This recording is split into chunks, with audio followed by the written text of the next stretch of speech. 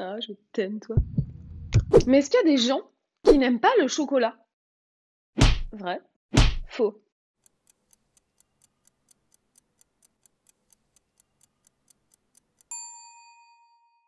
Il y a vraiment des gens qui n'aiment pas le chocolat. Je les plains, hein. Il paraîtrait qu'il y aurait seulement 1% de la population mondiale qui n'aimerait pas le chocolat. Tout le reste adore le chocolat. Impossible de comprendre pourquoi ce 1% de la population n'aime pas le chocolat, c'est quand même dingue. Mais il semblerait que ce serait peut-être dû à des contre-indications. À votre avis, d'où vient le chocolat? Ça vient de la Suisse, comme les montres. Ça vient du Mexique, des Aztèques en 460 avant Jésus-Christ. C'est la marmotte qui met le chocolat dans le papier alu.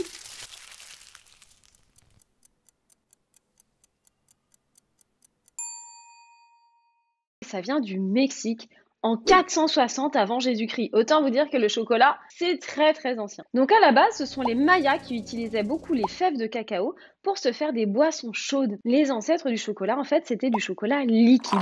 C'est comme ça que l'histoire du chocolat a commencé. Et on en prend toujours, hein, parce que c'est bon un chocolat chaud. Hein. C'est pas que pour les enfants. Mais de quoi est vraiment composé le chocolat? De cacao pur, d'un mélange de cacao, beurre de cacao et de sucre, de vanille et de beurre de cacao fermenté.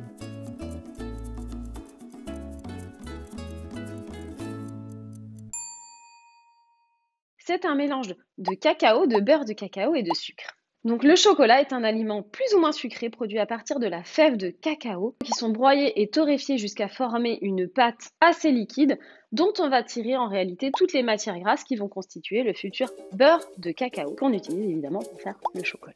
Le chocolat, à votre avis, c'est bon pour la santé? Vrai? Miam. Faux. Bleh.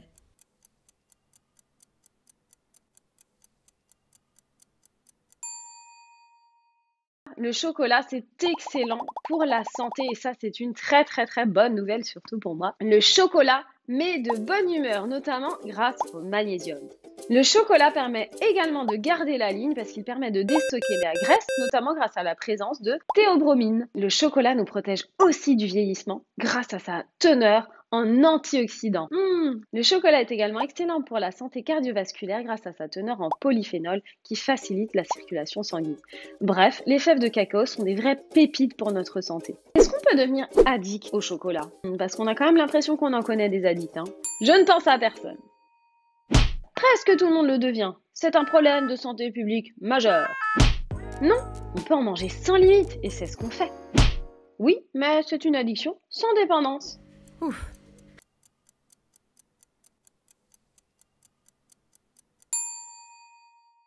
C'est une addiction, oui, mais sans dépendance. Donc il y a énormément de gens qui pensent qu'ils sont addicts au chocolat et qui se nomment elles-mêmes les chocolatomanes parce qu'elles n'arrivent pas à s'arrêter de manger du chocolat, elles pensent chocolat, elles vivent chocolat. Bref, leur vie sans chocolat, c'est un peu compliqué. Mais on ne peut pas parler d'addiction dans la mesure où il n'y a pas de dépendance physique, comme il peut y en avoir avec notamment la cigarette, le vin ou des tas d'autres substances comme les drogues. De quoi est composé le chocolat blanc?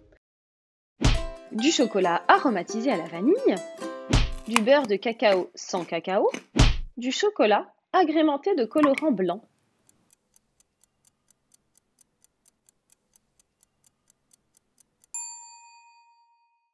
Il ne contient que la graisse extraite des fèves de cacao, mais pas le cacao en poudre, d'où sa couleur blanche. Est-ce que vous savez comment on dit chocolat dans d'autres langues? En anglais par exemple. Chocolate, chocolate. Et en espagnol, chocolate, chocolate. En portugais du Brésil, c'est chocolate, chocolate, chocolate, chocolate. Vous avez compris? Le mot chocolat, finalement, il s'utilise dans beaucoup de langues. Maintenant, je vous invite à chercher comment on dit en japonais, en coréen et en arabe. Le chiffre de ouf! À votre avis, combien de kilos de chocolat sont consommés par an et par habitant en France? 7,3 kg de chocolat par an et par habitant en France, ce qui fait de la France le 5e pays plus gros consommateur de chocolat au monde. Cocorico!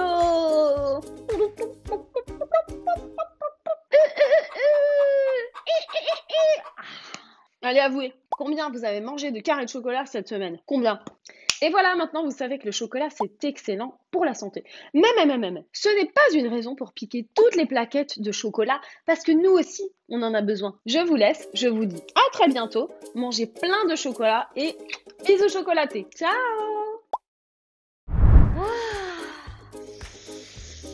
Mais qu'est-ce que c'est bon. J'en ai partout. Pardon. Non, pardon. Pardon, j'en ai partout. Oui, je sais, on parle pas de la bouche pleine.